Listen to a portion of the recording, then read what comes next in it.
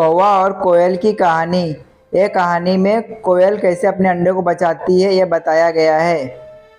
सालों पहले चांद नगर के पास एक जंगल था। वहाँ एक बड़ा सा बरगद का पेड़ था जिस पर एक कौवा और एक कोयल दोनों अपने अपने घोंसले में रहते थे।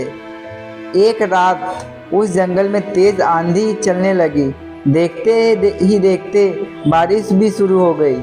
कुछ ही देर में जंगल का जो भी था सब बर्बाद हो गया। अगले दिन कौवे और कोयल को अपनी भूख मिटाने के लिए कुछ नहीं मिला।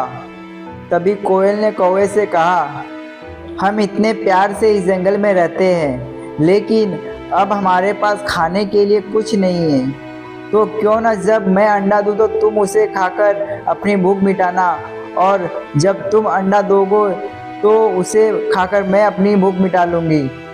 कौवे ने कोयल की बात पर सहमति जताई। संयोग से सबसे पहले कौवे ने अंडा दिया और कोयल ने उसे खाकर अपनी भूख मिटा ली। फिर कोयल ने अंडा दिया। कौवा जैसे ही कोयल का अंडा खाने लगा तो कोयल ने उसे रोक दिया। कोयल ने कहा, तुम्हारी चोंच साफ नहीं है, तुम इसे धोकर आओ, फिर अंडा खाना। भागकर कौवा नदी के किनारे गया।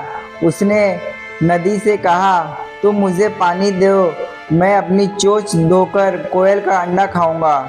नदी बोली, ठीक है, पानी के लिए तुम एक बर्तन लेकर आओ। अब कौवा जल्दी से कुम्हार के पास पहुंचा। उसने कुम्हार से कहा, मुझे घड़ा दे दो, उसमें मैं पानी भरकर अपनी चोंच धोऊंगा और फिर कोयल का अंडा खाऊंगा। कुम्हार ने कहा, तुम मुझे मिट्टी लाकर दो, मैं तुम्हें बर्तन बनाकर देता हूँ। यह सुनते ही कौवा धरती माँ से मिट्टी मांगने लगा। वो बोला, माँ मुझे मिट्टी दे दो, उससे मैं बर्तन बनवाऊंगा और उस बर्तन में पानी भरकर अपनी चोंच साफ करूंगा, फिर अपनी भूख मिटाने के लिए कोयल का अंडा खाऊंगा। धरती माँ बोली, मैं मिट्टी दे दूंगी, लेकिन तुम्हें खुरपी लानी होगी, उसी से खोदकर मिट्टी निकालेगी। दौड़ते हुए कौवा लोहार के पास पहुंचा। उसने लोहार से कहा, मुझे खुरपी दे दो, उससे मैं मिट्टी निकालकर कुम्हार को दूंगा और बर्तन लूँगा, फिर बर्तन में पानी भरूंगा और उस पानी से अपनी चोंच धोकर कोयल का अंडा खाऊंगा। लोहार ने गरम गरम खुरपी कौवे को दे दी।